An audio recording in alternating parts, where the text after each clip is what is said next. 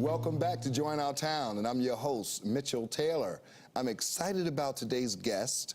His name is Commissioner Jonathan Mintz.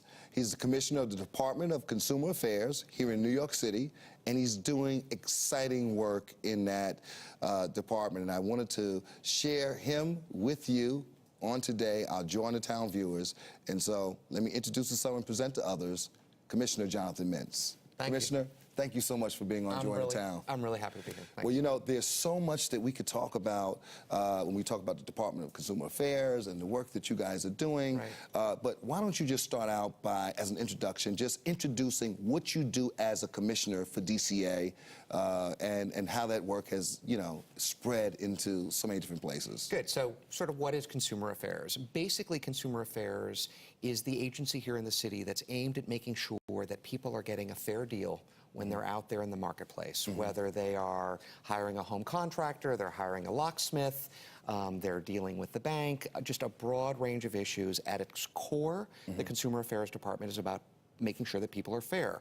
We do that in a bunch of different ways. We regulate particular businesses that need to have licenses from us, so people can call and make sure that somebody's got a license and check on complaint histories. We do mediations. Not everybody always gets along, and sometimes a consumer will call us up and we will negotiate between the consumer and the business to try to get them a good deal so that everybody's happy. And we also do enforcement. We have inspectors that are out there on the streets, and we have lawyers back in the office that are looking at advertisements to make sure that they're truthful and those types of services. That's the core of what we do, and we've been doing it for over 40 years. And if you were to give an example of some of the businesses that you regulate so that people can get a real sense of it. There's a really broad range. There's home contractors, employment agencies, locksmiths, newsstands. We do debt collectors. There's really a broad range. There are about 55 different particular industries.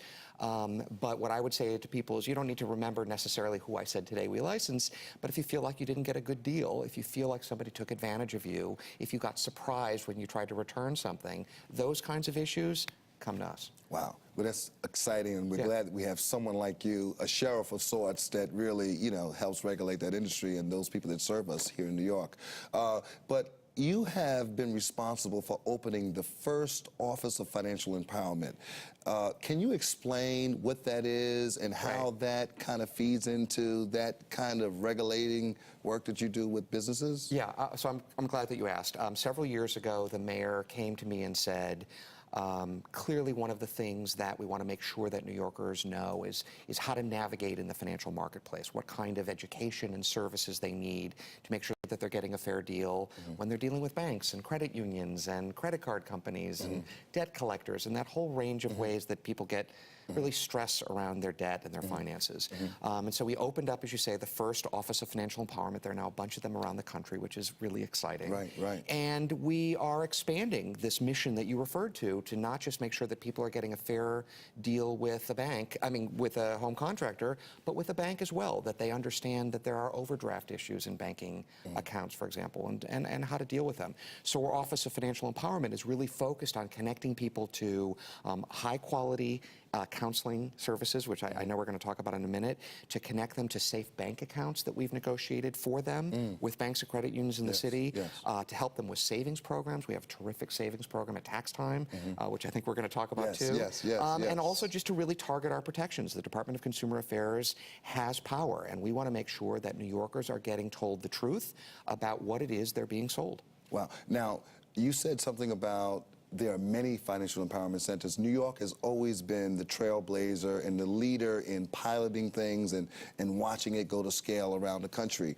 So now you know why I'm on the show. You know, hearing these compliments, that's nice. But very nice. But it is very true. But locally here in New York, where would someone go? How would they find a financial empowerment center? So these financial empowerment centers, there are over 20 of them in the city at the moment, and the easiest way to find the one closest to you is to call 311 or to go on our website, nyc.gov/protectyourmoney.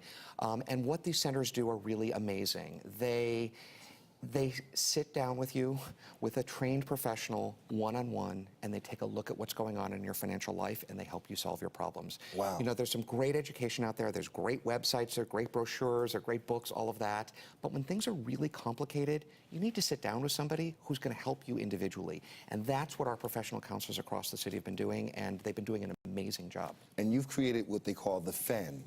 Can you talk about that? That's right. So we also have a network. You know, we're not the only ones out there trying to help people. There are incredible organizations that in the nonprofit sector are doing amazing work as well in a variety of ways. And so one of the other things that we did is we basically gave 311 to this network that we created called the Financial Education Network. We've all got our acronyms, Yes, right, yes, Fen? yes, yes. And to make sure that if somebody's offering a budgeting class in Russian somewhere in Brooklyn, that people can find it really easily just by calling 311 rather than having to know. So we're helping these organizations fill those seats and have their services go as far as possible. That's amazing. And using, you know, the robust, long arm of the city to reach into those mediums that promote what people are doing that can help New Yorkers. You remember the old days when you had to thumb through the blue pages in a phone book to try to guess where you could get the help that you needed. 311 has changed all that. And our ability to use the power of a tool like 311 and the megaphone that the city can use sometimes. The mayor is really good out there in front of the camera,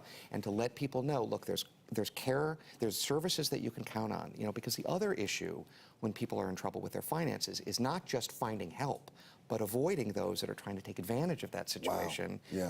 Those, you know, debt settlement companies that say to you, you know, just give us a little bit of money and we'll make all your debt go away. You know, people know not to trust them, but those advertisements can be a little bit compelling sometimes. So 311 is the one number nobody can fake. That's true. It's the one number where you're going to get access to all the great services that are out there. And legitimate services. Exactly. And the mayor has done an excellent job in really bolstering, you know, access to 311 and just making it such a great place to really go in and get information and navigate. It's the real, I think it's the real lovely irony of New York is as huge and complex as it is, it's incredibly simple to find what you need. That's true, that's true. Well, it's tax season. Yes. You guys are involved with tax preparation and informing New Yorkers. We see your advertisement on bus shelters and in the subways. Talk about that. Go get your refund, right? That's our network.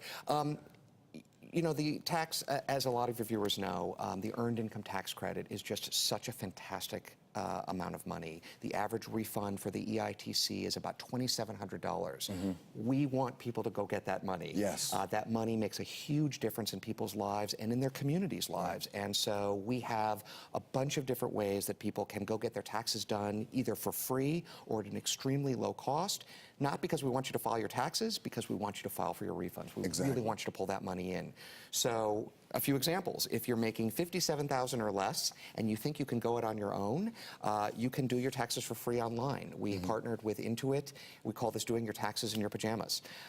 So if you think you can do that, we've made it possible for anybody in New York making under $57,000. Wow. If you want somebody to do your taxes for free, there are over 60 sites. In fact, there are almost 70 sites around the city, great neighborhood organizations that are doing free tax prep. They have these fantastic volunteers that are certified by the IRS. That's right. And 311, again, is a real tool to sort of connect people to places like IRTA and others who are just doing great work. It's really important. The other thing we've done is not everybody wants to try it on their own in their pajamas. Not everybody can get to or wants necessarily to go to one of these free sites, and sometimes those sites, you know, can get a little bit busy. That's true. Because they're doing great work. We also have noticed that you've been advertising Know Before You Enroll. Right. Can you talk a little about that? Yeah, so one of the ways that I think is very compelling for the mayor and for us at Consumer Affairs that people find themselves in trouble when they're really reaching out to better their situations is when people want to go get more education or more training so that they can get a better job. Yes, yes. And the idea that there are those out there who would take advantage of that impulse and that effort and all that money is really just, it's very upsetting. So we launched this Know Before You Enroll campaign to really highlight what you need to be careful about. Now, you know, reason why, and I'm not cutting you off, the reason why this is really dear to me, I was on the 7 train. And I read the lady's story where she went to this school and she spent X amount of dollars, $7,000, whatever it may have been, and the school went out of business or something like that. that, and then she was stuck with the loan, and then but she came to you guys. That's right. These testimonial stories in the ads, I'm really glad you saw them. They're heartbreaking. They're heartbreaking, as I say, because people were doing exactly what you want them to do. Exactly. And not only did they not get a quality education in way too many circumstances, but they walked away with debt. So they got the exact opposite of what they were looking for. Wow. And now how does a person that fell into that, is there a way to get exonerated from that trap, or are they stuck with it? So if you found yourself in trouble, we really urge people to go to the financial empowerment centers. Call 311, we'll hook you up to the closest one, and we can help you work through those debt issues. So we have counselors that can navigate through that whole... They can do their best, and in fact, they've done a great job. In the last 2.5 years, our counselors have helped reduce debt for the clients just walking in off the street over $7.5 million. They've been extremely successful because they're not just giving people advice, they're picking up the telephone, calling creditors, and working out much better payment plans. Well, you know, one of the things that, you know, I always tell the staff at IRTA, you know, Bill Clinton said that rich people have financial counselors, but people with meager means need financial counselors to really help them navigate. And, you know, so I thought that having financial seminars and whatnot, workshops, was a glancing blow. But when you do that one-on-one counseling, it makes a world of a difference. Have you realized a big difference now since that one-on-one counseling has happened, opposed to the... Absolutely. I think that is absolutely right. I think there is a huge difference between walking out of a fantastic class where you got good information and then having to go back and sit down and make really tough decisions and figure out what bill you pay next and how you might be able to bring one bill's amount down. It's very complicated to do. Our counselors are incredibly well trained. In fact, they are now trained through a 3-credit class at CUNY, or this year they're now also being trained at the Graduate School of Social Work at Columbia. So this is very high-class professional trained counselors, and this model, this idea that when people are getting financial advice, they ought to be getting it from somebody who really knows what they're talking about, and one-on-one helps them, is a model that's spreading in cities across the country. So it's really, I think, what people should expect when they turn to somebody for help. Wow. Well, we have about a minute left. Okay. I want you to look into that camera and tell the viewers in New York City, when should they be calling the sheriff of New York about businesses? The sheriff of New York. You know, we have a sheriff of New York. When I got to be careful. Sheriff, I'm not talking about the sheriff, the mayor, but I mean, as it relates to businesses and folks knowing their rights and being sure they're not being taken advantage of. But when should they call Commissioner Jonathan Mintz? Tell them. Well, I'm really glad that you asked. So, you know, I would just say this. First of all, anytime you feel like you didn't get a fair deal, anytime you feel like business didn't treat you right or you're not sure what your rights are, you should absolutely contact us. Call 311, go to the Consumer Affairs website. There's so many ways that we can try to help. Including working with the business. And most importantly, I think that anytime you're looking to try something or to fix a problem, whether it's going to school, buying a used car, or going to an employment agency, there really are ways that we can help. We just launched a series of videos of some of my staff just sitting at their desk, talking to people like I'm talking to you now, and telling you exactly what you need to know. But I think what's most important is anytime you think you're in trouble or you think somebody might have taken advantage of you, don't be embarrassed. Call us. Let us help you. Wow, thank you so much. My pleasure. We really appreciate it. And I hope you commit to come back to join the town maybe next month and update us on what's happening, because a lot of exciting things are happening. I'm in. Thank you for watching Join the Town. We'll see you next time.